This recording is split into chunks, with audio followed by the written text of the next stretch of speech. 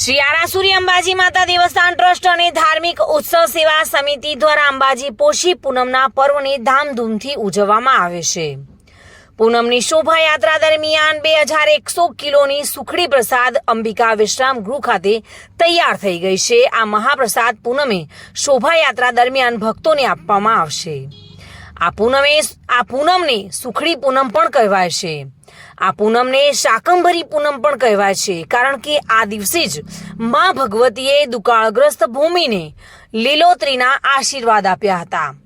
આથી જ પોષી પૂનમે મા ભગવતીને શાકનો શણગાર કરવામાં આવે છે, જેના દર્શનનો મહિમા છે. વર્ષ દરમિયાનની પોષ મહિનાની ગુપ્ત નવરાત્રિએ પણ આઠમથી પૂનમ સુધી મા અંબેની આરાધના કરવામાં આવે છે.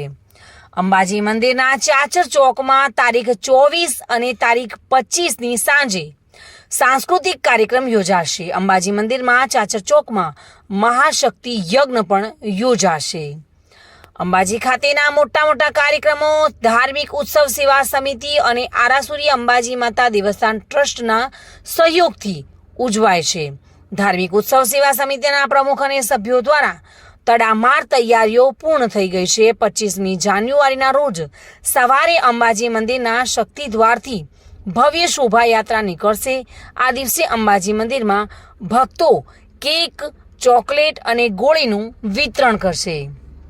તો માં અંબાના પાટોત્સવની તડામાર તૈયારીઓ પૂર્ણ થઈ ગઈ છે. Reena Parmar, today news, Gujarati.